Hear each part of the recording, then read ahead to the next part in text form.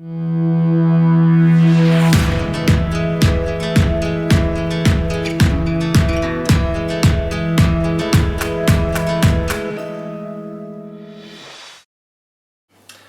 I'm Cusack, and today we're going to run through water for ruminant production, and we're going to look primarily at the issues of water quantity in terms of availability and quality.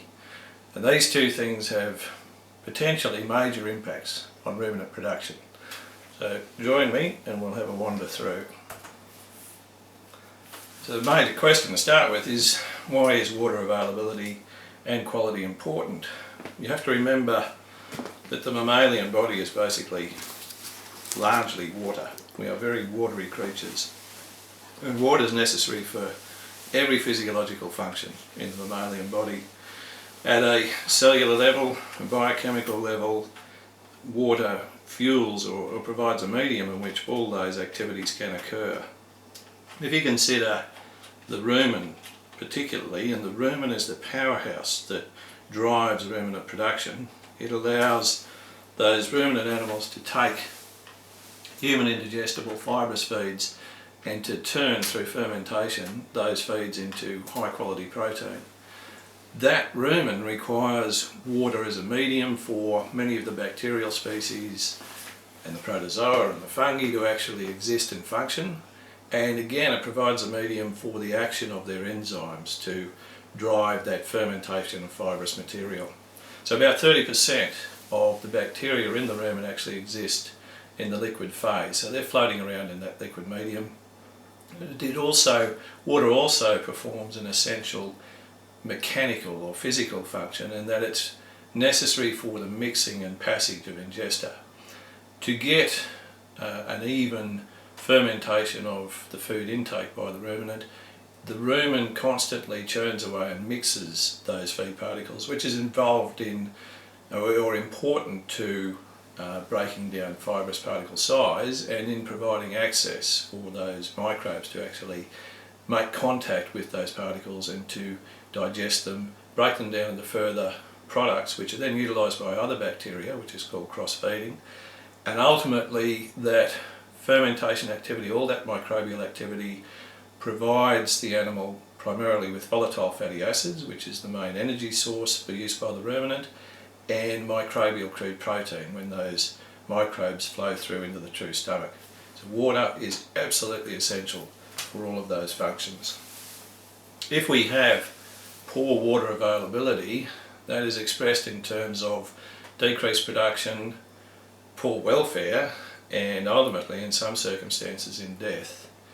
Now I find it absurd in the current environment where our requirements for not only achieving good animal welfare but demonstrating that we are achieving good animal welfare can actually allow the question to be asked of whether or not we need to constantly provide water. From a welfare perspective, the provision of water is one of those basic 5 freedoms that we absolutely must meet. However, there are some grazing systems where an assertion is made that it's not necessary to provide water constantly for animals, and the rationale behind this is that with extremely high intensity grazing systems with small numbers of animals on very small areas where they are moved at an extremely high rate, they might only spend a matter of hours in any given particular small enclosure, it is virtually impossible to constantly provide water for those animals. Now, a lot of this work has been done in very high rainfall environments and with pastures that are extremely high in water content. So much of the time the requirements of those animals can be met, but we actually looked at this scientifically many years ago in Australia, and it goes back to 1972 with work that was done in Armidale by researchers Lynch and others, and they looked at withholding drinking water from grazing merino ewes. Now bear in mind this is Armidale, so it's quite cool and high rainfall, and I'll show you those rainfall and temperature records shortly. What was interesting was that they actually found no reduction in wool production with those grazing ewes, and I'll show you some other studies shortly which actually support the resilience of wool production to periods of water deprivation. So we get away with that. We get away with that in terms of wool production. The same number of lambs were born to ewes that did not have drinking water as compared with ewes that had water constantly supplied. There was a significant reduction in the birth weight of the lambs of ewes without water. Now that can at times translate into an increased mortality rate in those newborn lambs, depending on what sort of birth weights those lambs are actually routinely achieving. It's not as though we can use this as a tool though to decrease birth weight if we're having issues with dystocia. More frequently, lighter weight lambs result in higher lamb mortalities. We can only surmise as to what might have driven that decrease in birth weight. It could be as simple as a reduction in the delivery of precursors, amino acids and glucose to the fetus to allow its rapid weight gain in the last trimester. So if we look at these figures showing temperature and rainfall at Armidale, as I said, it is Armidale, so it's quite cool, and there was substantial rainfall right throughout the year. We had minimum temperatures running down to about 0 through the middle of winter, maximum temperatures running from the low teens up to almost 30 degrees January and February. So there is a fair amount of thermal load during the height of summer, but we do have pastures that actually have a reasonable amount of moisture in them the whole way through. So if we look at this next graph, it shows that, and this is, be careful here, it's actually water content rather than dry matter, so switch your thinking around if you're used to thinking in dry matter. The water content of these pastures throughout the year ran from as low as 20-25% up to almost 80% during wetter conditions. So this is well and truly above the sort of water content that we would have in a lot of pastures that might be senesced through areas that actually have a dry Mediterranean summer. Often those pastures will be effectively 90% plus dry matter, so 8-10% water, and at some stages even less. So it becomes impossible for animals to meet their water requirements purely through the pasture that's available where you have a dry summer, and particularly where you have a hot dry summer. But you might think that this is possible in Armidale with those sorts of pasture water contents. The problem was that with lactation in these ewes, so it's not as though we can pretend that we're not going to actually indulge in reproductive cycles when we have stock on water-free systems. Lactation, together with relatively low, and I say relatively low, pasture water content, and with moderately high thermal loads in late December, actually resulted in a 25% mortality of the mated ewes without drinking water, and obviously their lambs subsequently died. Now that's a pretty appalling welfare, and needless to say production outcome. So it makes the point that whilst there are situations where you might get away with not providing water, if there are any factors which actually increase the water required by that animal at that stage of its reproductive cycle, then you can actually kill them. And that is absolutely unacceptable.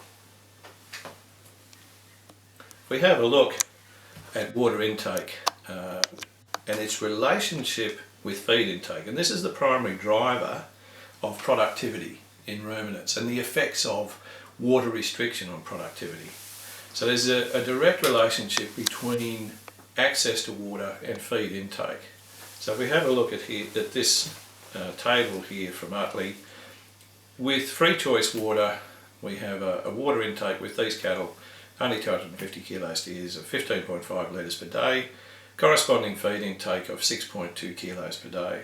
Now when you look at the 40% restricted water intake, which brings our water intake back to 9.2 litres per day, we end up with a feed intake of only 4.8 kilograms of feed per head per day. Now that feed intake is the primary driver of production where we're intensively feeding stock. We want to maximise feed intake whilst at the same time maintaining rumen stability, not inducing ruminal acidosis. So we want to maximise feed intake and therefore energy intake, because every single day that we're feeding those animals, we're paying maintenance energy requirements.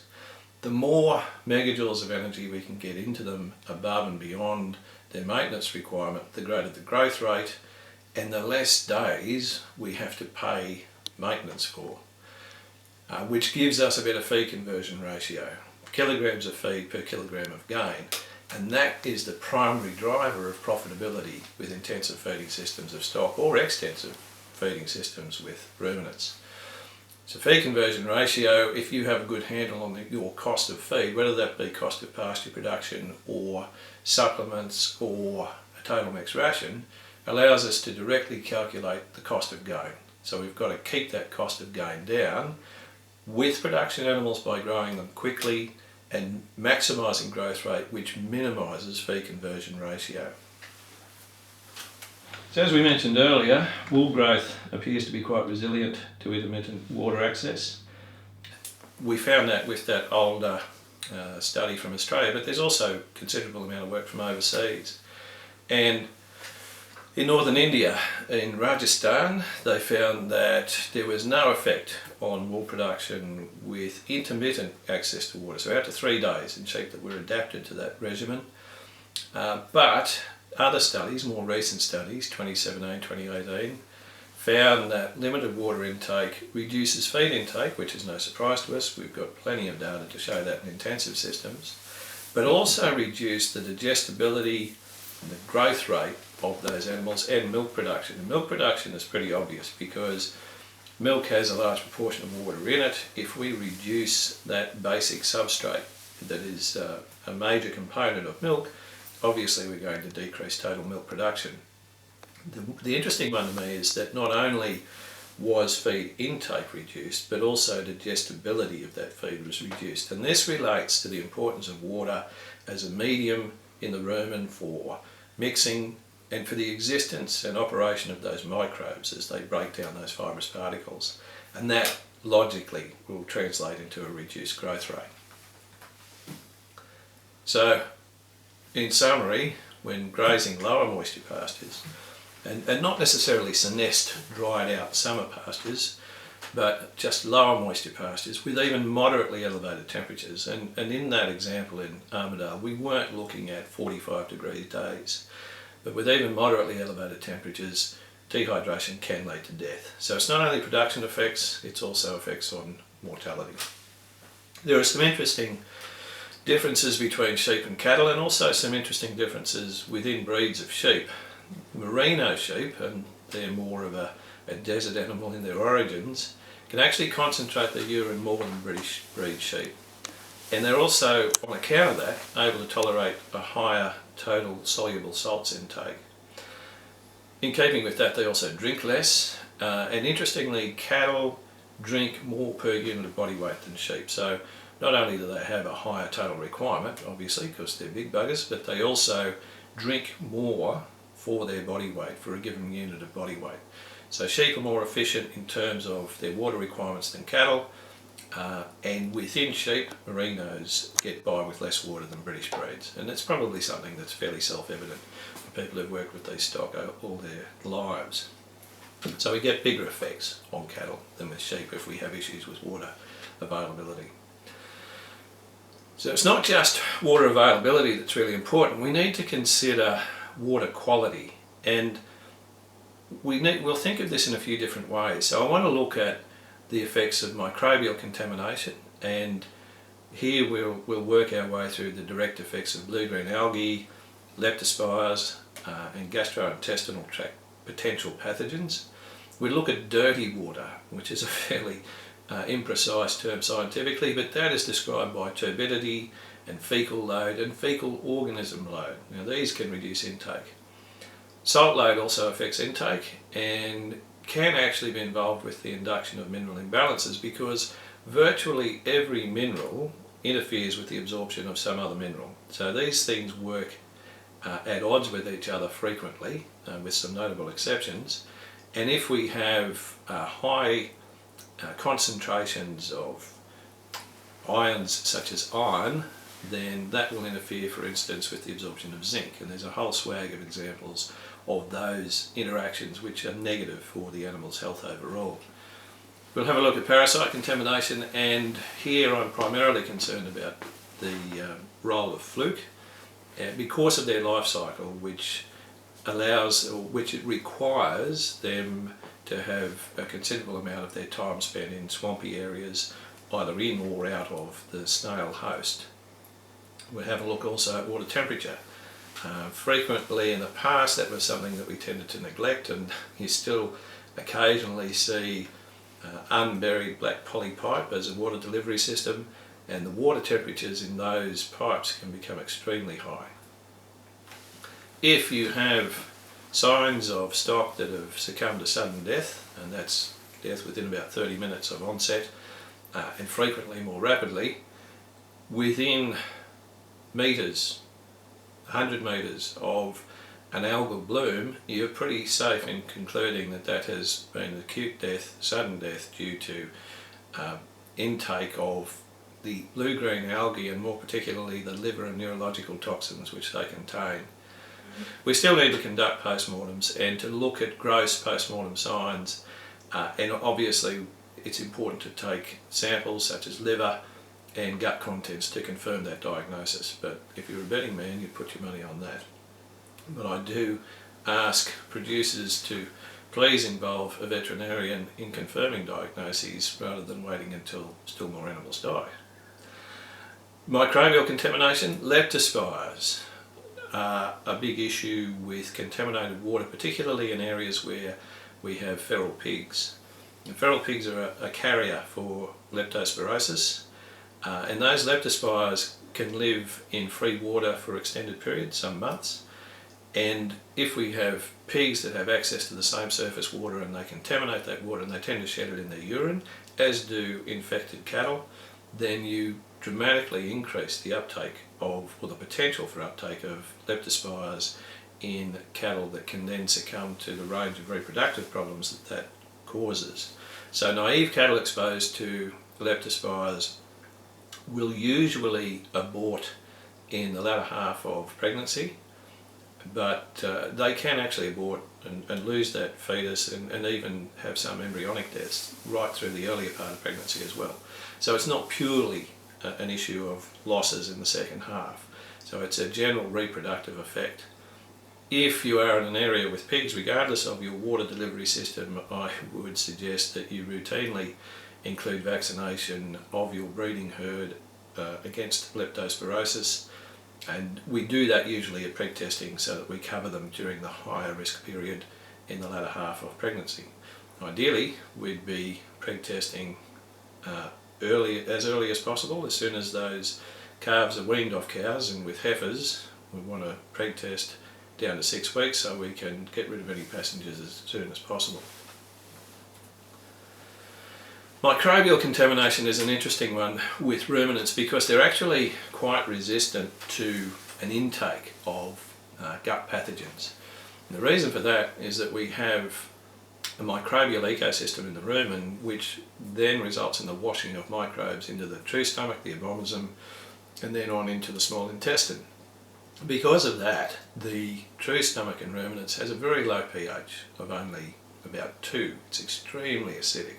So there are very few microorganisms that can actually survive passage through the ruminant true stomach. So in most cases, even though we're increasing infectious challenge perhaps by having fecal contamination of water sources with organisms like Salmonella and Yersinia, not much of that survives passage through the gut to the lower gut.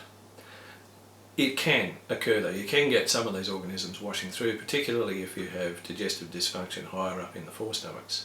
But that's not the major problem. The major problem with water which is contaminated with gut pathogens in adult cattle is the problem of reducing intake. So we know that they simply don't drink as much dirty water, and therefore they eat less. So that's our major issue there. There are, of course, extremely resilient organisms such as Mycobacterium, which we probably don't want to go into in too much detail. So organisms, for instance, that cause Johne's disease, which can be transmitted via that fecal-oral route. So that is something we need to be really mindful of. Now those issues emphasise the importance where possible of having a reticulated water system rather than relying on surface waters, and particularly waters in dams. I'll just address that a little bit further through. So here's our manure contamination levels in water and the effect that has on the number of visits that cattle make to the water trough and their water intake and feed intake. And what I find interesting here is that I calculated out the amount of manure that would actually exist in a water trough, for instance. And at a tablespoon per litre of water, which is not a huge amount, you can actually get a significant reduction in water intake and therefore a significant reduction in feed intake. So the fact that they'll drink this water doesn't mean that it's an ideal intake for them. So they might drink it, but it can still be reducing their performance.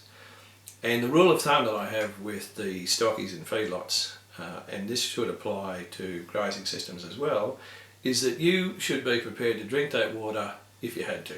So if you were dead thirsty, if you were doing a perish, are you prepared to drink the water that's in those animals' feed trough? Because that's the sort of cleanliness that we require. That ensures that we don't have a reduction in water intake and a reduction in feed intake. Some interesting work out of Canada where we looked at grazing systems, and we have to make sure that this work applies to grazing systems, not only to intensive feeding. And the interesting thing is that it applies across the board. It's not just an intensive feeding system effect. This occurs with our grazing systems as well. So where they had calves on cows with clean water, they actually gained 9% more in terms of average daily gain. There was no difference in cow live weight or back fat. Now the system they were looking at was clean water, which was actually a domestic supply, so it was treated water, which was delivered directly to troughs, compared with what they call ponds, but we'd call dams, surface dams, that were either, where the cattle were either given direct access or that water was pumped out of the dam and into a trough. So a reticulated system out of the dam, which allowed some settling and prevented the cattle from standing around and defecating in the water. So we have clean water, pond trough or dam trough, and dam direct water. This is the real clincher for me in terms of effects of water quality on profitability in grazing systems. Yearling heifers on the clean water gained 23% and 20% more live weight than the cattle on the dam direct and dam water pumped into a trough systems respectively. That is a big effect, and we'll have a look at the economics of that when we wind up, but that is certainly an effect which allows us to invest a considerable amount of money in improving water quality through a reticulated system. Now there's surface water and there's surface water. If you have, for instance, a fast flowing large body of water such as the upper reaches of the Murrumbidgee in this slide here, I have absolutely no concerns about the cleanliness of that water and about any effects on livestock production, because I would happily lie down on my belly and have a big drink of that myself. So that's not going to cause us any problems.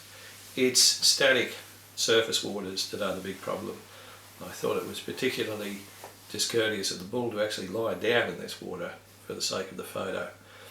And whilst cattle prefer cleaner water, they're not that smart, so it doesn't stop them, that preference doesn't stop them from dirtying their own water source. So they're quite happy to stand in it, defecate in it, urinate in it, and all of these things make the water more dirty, reduce intake and reduce production. So we look at salt load, which is a really important factor in terms of water quality. We need to be below 5,000 mg per litre of total soluble salts to have that water suitable for cattle and sheep of all ages. Younger stock are more resistant to drinking higher salt waters. As animals become older and more mature, they seem to develop a palatability tolerance to some extent, and they will drink more of it. But young stock are really averse to drinking salty water, and we also need to be under 600 mg per litre of magnesium specifically. As we move to higher total soluble salts from our bore waters, we then have to consider how we use that water and where that water is actually directed in terms of mob structures and so on. Once you get above 15,000 mg per litre of total soluble salts or 600 mg per litre of magnesium, that is simply unsuitable for stock. Now you have to find an alternative water source if that's what you're looking at. Salt load can be increased, of course, by the herbage that the animals are on. Saltbush adds a considerable amount of sodium into the animal's intake, and we have to consider that if we have saline waters out of bores. And just to make a note, the cattle will eat saltbush as well. These spindly dairy cross are actually in quite good condition, and despite the fact they've got a pile of grass in front of them, they are actually eating the saltbush. I mentioned liver fluke previously when we consider parasite contamination with respect to water supply.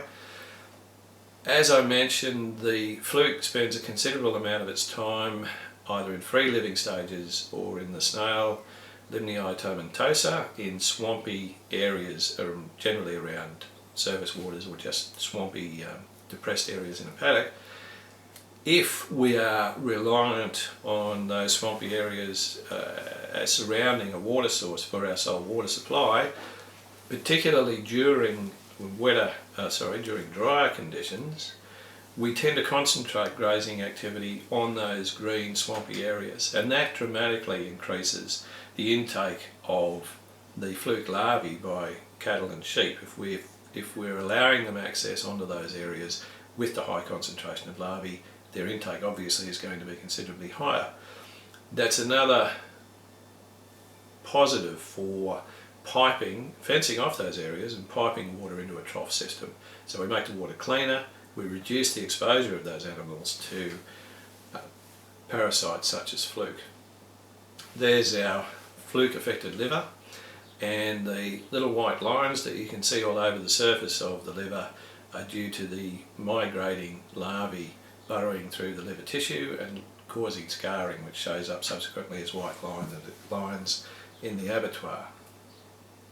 Here we have considerable fibrosis of the bile ducts, and I can show you with my cursor. So there's a bile duct that has become quite calcified due to the activity of the fluke in a reasonably mature animal. So over time they will develop a fair amount of resistance to the effects of the fluke by walling them off, and some calcification and fibrosis of the bile ducts, which restricts the activities of the fluke.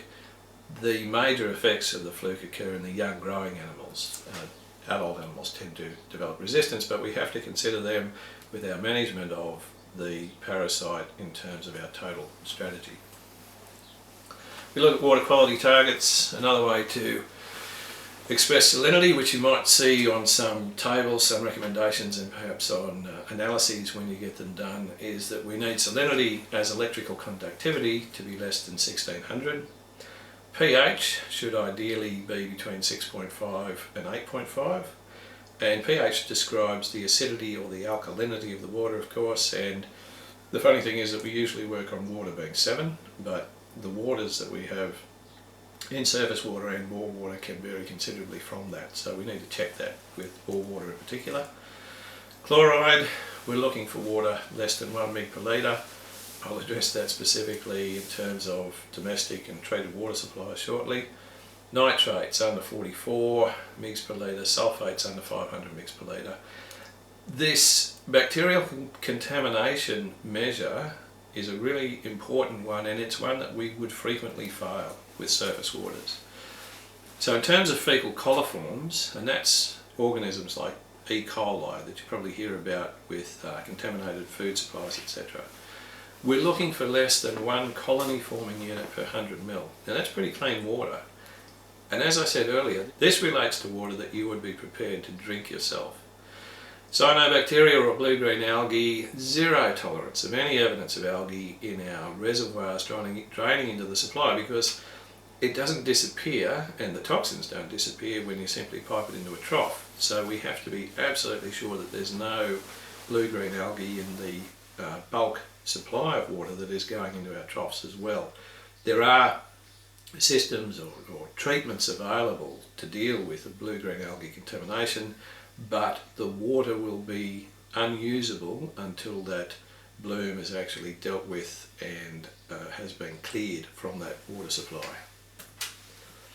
I was asked specifically a question about whether or not chlorinated water disturbs rumen function. So does town water disturb rumen function? Having a cow in your swimming pool certainly disturbs the function of your pool cover, and I'm actually inclined to think that this cow might have entered the pool on the slippery dip. And I know that this bloke has a big logistical challenge in front of him, actually removing that cow without losing his own life. Interesting data on this from the US, and this was done with dairy cows. And dairy cows are somewhat more susceptible to water issues than beef cattle because they drink vast amounts, particularly high producing Holsteins, because they can be pumping out 70 litres of milk a day, so their water intake, as you can imagine, is enormous.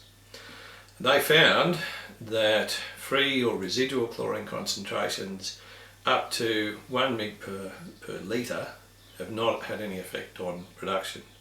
They had some municipal water supplies with 0.2 to 0.5 mg per litre, and they were used without any effects on production. Similarly, they even, and I'm assuming this occurred inadvertently, they had swimming pool water with 1 mg per litre or 3 to 5 mg per litre of chlorine in farming systems with short contact time. Didn't cause any problems for cattle, but I wouldn't be advocating that you use your swimming pool as a water supply for your cattle. The point here is that it appears that the level of chlorine that we have in our own domestic water supplies is not sufficient to cause problems with the microbial survival in the rumen. So it's enough to actually clean the water up, but it becomes so considerably dilute by the time it ends up in our water supply that it's not going to affect rumen microbial growth and therefore production. So we're backtracking from the production outcome in this case. I'm not aware of any work that specifically addresses the effects of that chlorinated water on microbial survival in the rumen. We're assuming from the lack of production effects that there are no effects like that. Now, when we look at heavy metals, iron comes in for special interest, and ideally it should be less than 0.3 mg per litre. One of the main things that a high iron concentration does is that it has an adverse effect on palatability. Cattle and sheep don't like drinking high iron waters, so that comes back to the relationship between intake of water and feed intake. The other thing that iron does is that there are iron-loving bacteria. Most species of bacteria like iron or require iron, but there are particular species that really enjoy a high iron concentration, and they can clag up your delivery lines.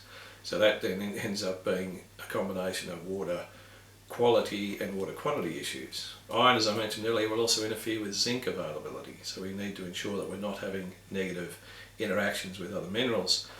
At high concentrations, you can actually cause immunosuppression, and this is because we generate what's called reactive oxygen species. So iron is a transition metal, and it, at high concentrations, can actually generate inflammation in the tissues. It is involved in the cascade of oxidation which can interfere or damage cell membranes. So it's really important that we keep that inside tolerable levels. The same thing applies to a number of transition metal trace elements like copper and cobalt. It's not a situation where if a little bit's good, a heap is even better. If we have too much of these things, we can actually generate more inflammation. So those have to be in keeping with Australian feeding standards concentrations. Bear in mind too that iron in water is much more available than iron in feed. So whilst we might have tolerable concentrations in our feed, if we have higher levels in our water or marginal levels in our water, they will be more available and the total intake can then be excessive. There are multiple tables that look at maximum tolerable concentrations of heavy metals. I don't expect you to commit these to memory, that they are available for reference, and you will often find, if you are concerned about these heavy metals, when you get a water analysis done, the labs will provide a list of maximum tolerable levels with their analysis. I was asked specifically also before this presentation about the effect of drinking water temperature on performance of stock. We have here a comparison between Bos Taurus cattle, and specifically British breed cattle, and Brahmins. With the British breed cattle, hot water reduced dry matter intake and had a significant effect on daily gain and therefore feed efficiency. Brahmins didn't care. In fact, they actually ate a little more when they had access to hotter water. So it just shows how resilient and heat tolerant those species are. But it's quite clear that with the cattle that we have in the south, with our British breed cattle and Bos Taurus breed cattle generally, cooler water is better. I actually have a feedlot client in northern New South Wales where the water from the Artesian Basin comes out at about 60 degrees, and for use of that water in a feedlot we have to hold that in holding tanks to allow it to cool, and it is then, once it's cooled, delivered via buried pipes to keep the temperature down to the feedlot. Now, the management of water quality in both intensive and extensive systems does depend a lot on design and management. We have to ensure first up that water quality specifications are met. So if we have issues with poor water quality, particularly if we're dealing with alkaline waters and water that's high in magnesium, problems such as urolithiasis or urinary tract stones can occur, and this is especially a problem in lambs. Now, that means that we might not necessarily have water that exceeds tolerable levels, but it can still cause problems with urinary stones. So bear that in mind, and we have to manage that not only with our water system but also with feed management. And the single most important issue with the prevention of the development of urinary stones in cattle and sheep is the calcium to phosphorus ratio. So if you have alkaline waters, it may be necessary to we always run a broad calcium to phosphorus ratio of at least 1.5 to 2:1. And in some situations with alkaline waters, particularly high in magnesium, it might even be necessary to acidify that water by the addition of ammonium chloride, for instance. We would also include more salt in the diet, add up to 1%, maybe slightly higher. If we get too high, we have negative effects on feed intake, to increase water intake to have a greater flushing effect. Now, this is the bladder of a bovine that has succumbed to urinary stone blockage or urolithiasis, and you can see the grains of sand in the bladder here, and this is, in this case, it was actually struvite, which is a magnesium ammonium phosphate crystal. We often get mixed stones of mixed etiology, or composition I should say, and we may well get a combination of struvite with calcium oxalate and calcium carbonate stones. That affects how we deal with it to some extent. We can reduce the size of struvite and calcium carbonate stones by acidifying the urine by including ammonium chloride in the feed at up to 1%, but we can't decrease the size of calcium oxalate stones with acidification. But that is our first step, and we also add salt to get the stock to drink more. The results can be quite spectacular. This is the abdomen of an animal that has succumbed to urinary stone blockage, and that is a massive amount of free urine that has accumulated in the abdomen because of a ruptured bladder.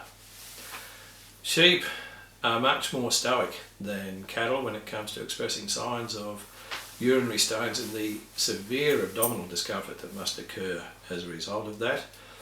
So they tend to just become quiet and hunched over, whereas cattle will tread on their feet, their hind feet, tread up and down, throw themselves on the ground, walk backwards, do all sorts of bizarre things. Sheep just look sad and hunched up.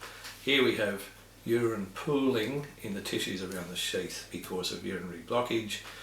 This is the kidney of that affected sheep, and we actually have stones right back up into the kidney itself, which is an unusual presentation, and it was a very severe case because these lambs had been fed for a prolonged period.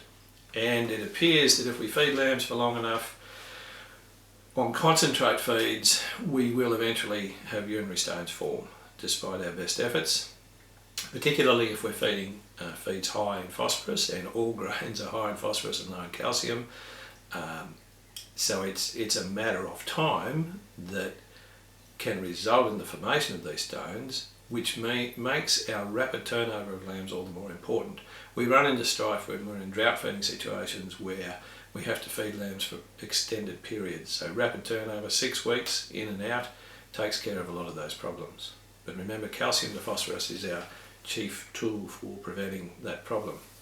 We look at water trough design. In intensive systems, we have to have arrangements that will reduce contamination of the water, so they don't so easily put their feet into it, so they can't back around and defecate in it. Occasionally they still even manage to vomit in it, which is quite extraordinary. Despite our best efforts, they are quite gymnasts and will find a way to soil their water given half a chance.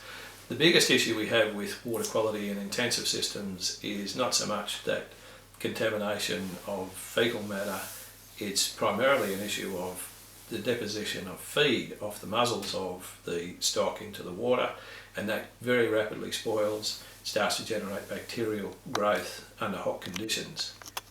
So we will have a look at cleaning frequency shortly, but design is important to stop contamination of those troughs, and similarly the same thing applies with grazing systems.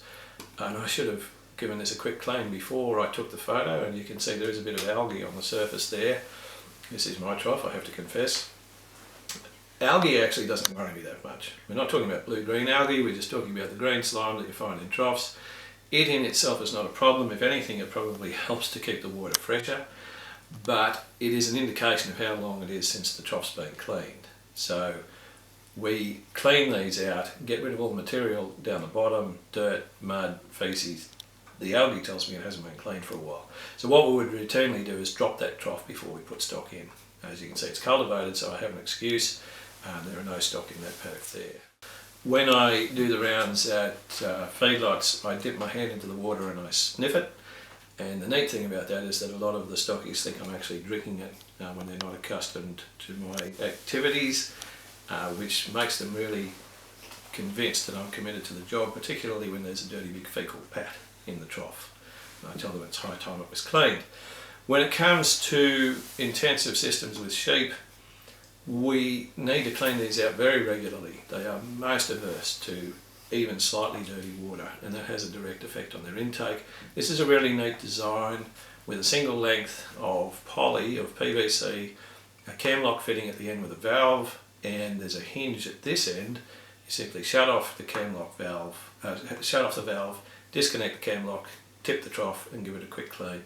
So we need to make systems that allow us to very rapidly and easily clean these water troughs so that we do it as often as we should. These arrangements where we have limited access, which is good for stopping sheep from putting their feet in and contaminating the water, are actually terrible to clean. So my preference is for a more rapidly cleaned system, such as in the last trough.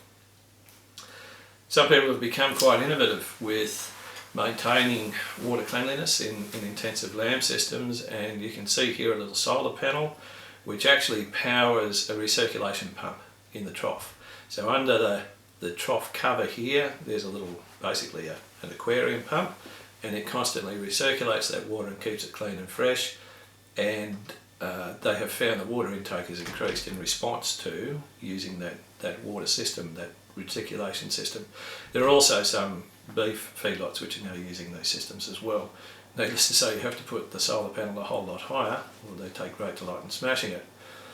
I was concerned about access here because the plate was put in to reduce the activities of sheep putting their feet on it, and you can see they still put their feet on the plate. But having observed them, access is actually quite good. They slip the plate out and give it a clean, and they're away. And this is just a reminder of what a pleasant place Australia is to actually feed stock. This is in Colorado in November, and what you can see on the surface of that trough is ice. It's not confectionery, and these balls are here so that the cattle can push the ball in to break the ice so they can then get a drink out of that little hole. So Australia is a very pleasant place to feed stock. If we look at managing runoff from confined feeding areas, we need to take the system as a whole. The only way you can adequately ensure that you're not going to cause contamination of your other water on your farm, if you have an intensive feeding area, is to actually place an exclusion bank right around the outside of that system. We have a series of drains that run into, initially, if depending on how elaborate your system is, perhaps a sedimentation pond where the solids fall out, and then a weir where the liquid flows over and into a retention pond. That contains all those nutrients, and you won't then have problems with contamination of your other water sources from your intensive feeding system. Cleaning frequency, this is an interesting one where I generally get a big variety of answers when I ask an audience, how frequently do they clean troughs? So in cattle feedlots, they're cleaned at least weekly to 2 to 3 times a week in summer. Sometimes depending on how recently the feedlot vet nutritionist consultant has been there to ensure that they are cleaned. Lamb feedlots, we clean these troughs out daily. As I mentioned, lambs are extremely averse to slightly dirty water. And there was an example in the central west where one pen was reasonably close to the working yards, and there was often a fine layer of dust on the water trough. The trough was cleaned daily, but those lambs never performed as well as lambs in the adjoining pens. And then one day the producer noticed a chain dangling into the water, and the lambs would walk up to that chain, it's just been left there by mistake, walk up to the chain, nudge it with their nose to create a little dust-free area, and they would drink, and they would queue up, nudge the chain, and drink from that particular area. So it shows just how fussy they are. After he dropped 2 or 3 chains along the length of the trough so that they could give themselves a dust-free drink, the performance in that pen improved. With grazing systems, we need to drop the trough and give it a clean out whenever we move stock into a fresh paddock. If you have set stocking systems, it's largely a matter of assessing whether there's a build-up of material on the bottom of that trough. And as I said, if you wouldn't drink it yourself, you need to drop it and clean it. When it comes to water analysis, remember that the rule of thumb is, would you drink it yourself if you had to? That is always a handy one you can carry around in your pocket. If we're using bore water, it is worthwhile doing a mineral analysis to ensure that we're not going to be causing any problems with alkaline water or any mineral imbalances and antagonistic interactions with other minerals. This can be exacerbated by drought because we get higher concentrations of solutes when the amount of water in those systems underneath our feet actually becomes more concentrated. We need to check on turbidity and fecal pathogen load in surface waters, so for that we analyse coliforms and total bacteria and total coliform bacteria with our water analysis. I would suggest that it is inevitable that surface waters will become sufficiently contaminated from time to time that we will have an increase in the concentration of bacteria, and despite your best efforts, if it's static surface water, those coliforms and total bacteria counts will be elevated. There are a couple of options in New South Wales, and there may well be other labs that will provide this service, so have a shop around yourself. EnviroLab in Sydney gives quite comprehensive water analyses, as does SESL, which I think is also based in Sydney, or it might be a regional town. Symbio, also in Sydney and in Queensland, do water analyses. I haven't got the most recent costs from memory. We're looking at something like $150 to $500 for a really comprehensive water analysis. More expensive analysis is required if you're looking at a range of trace elements as well as the usual minerals. So they will give you information on exactly what you require based on what sort of water you have and what it is that you need to check against. This is water contaminated by a crocodile, and I'm very pleased to say that I had no need to cross that water course at that particular point. That's not in central west New South Wales, by the way. So water requirements vary a heap depending on the species, the breed, as we mentioned previously, but also the feed base, how dry the feed is that the animals are on, reproductive status, which relates directly to water use, water output in terms of lactation, etc., and of course the weather. Australian feeding standards have expressed this in terms of an allowance per kilogram of dry matter intake, of feed dry matter intake. Now some of these are extremely high. If you look at Boss Taurus steer weighing 400-500 kilos at a temperature of 35 degrees in northern New South Wales through summer, at the allowance of 10 litres of water per kilogram dry matter intake and an intake of about 12.5 kilograms of dry matter, you're looking at 125 litres per head per day. Now that is unusual. They could at times nudge intakes that high, but it gives you an indication of the upper limits of intake, I would suggest. An important point to note from this table is that during the last 4 months of gestation in cows and the last 2 months in sheep, those water requirements increased by 30%. So remember we had those lighter weight lambs in the ewes in the Armidale study where they didn't have access to water. We know that their requirements do actually ramp up during that time. Lactation, as I mentioned previously, is a big consumer of water. Those animals put a huge amount of water out in milk, particularly if they're high producers.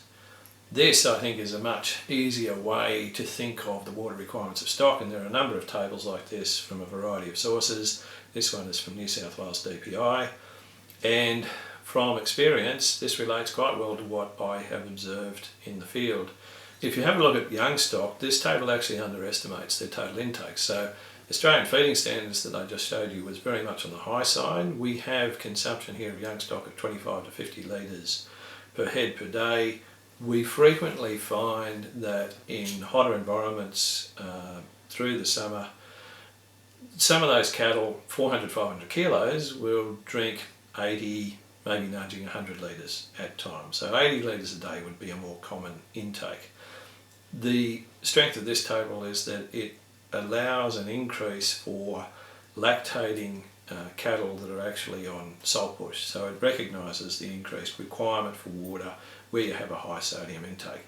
These things are all just a guide, and err on the upper side and perhaps add a margin for caution to ensure with your watering systems that you're not going to run short. Under extremely hot conditions, we know that cattle can succumb to heat stress, not only in intensive feeding systems. When things are extremely bad, we occasionally find stock succumbing to excessive heat load out in the paddock. If they run short of water during that period, that can be catastrophic. So we have to make sure that we add a margin of 20% to those upper intakes to ensure we can meet their requirements under extremely hot conditions. I based this benefit to cost analysis on the figures that we had from the Canadian study with grazing cattle, showing the increase in growth rate of those young stock, the yearling heifers, in terms of access to clean water compared with relatively dirty, well, I don't have an assessment of how dirty the water was, but clean water compared with dam water.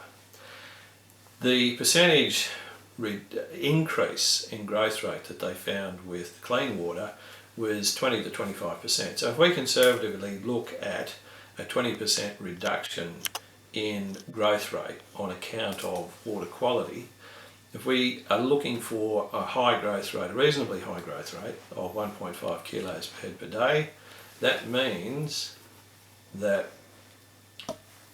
the cost, or what we can afford to spend on water quality systems to improve water quality, comes to $328.50 per head per annum. So that's assuming that we're maintaining that effect on growth rate year round. It means that per 100 head of growing stock, if you're running a trading operation for instance, because this makes it easy to figure out, you can afford to spend $32,850 per annum on providing clean water. So that's a biggie. Now you might say, well, 1.5 kilos per day is a bit excessive, we're not going to do that year round. We routinely achieve whole of life growth rate of about 1 kilo per head per day. So if we have a look at the 20% effect on 1 kilo per head per day, it's still a big number. The money that you can afford to spend on providing clean water comes to $219 per head, or $21,900 per annum per 100 head. So if you're running a few hundred head, it gives you an indication of just how much you can afford to spend on that water system. It is a no-brainer. You will make money out of it because that is a recurrent investment annually. We generally put watering systems in that will last for 15-20 years, and so you would get depreciation on that and the tax benefits that accompany that depreciation, but you also then have that asset for a prolonged period, and the money that you are saving, you are then banking every single year. So if it cost you double that, you've paid it off within a couple of years, and then for the next 12, 18 years you're actually pocketing the improved productivity from your investment in water quality.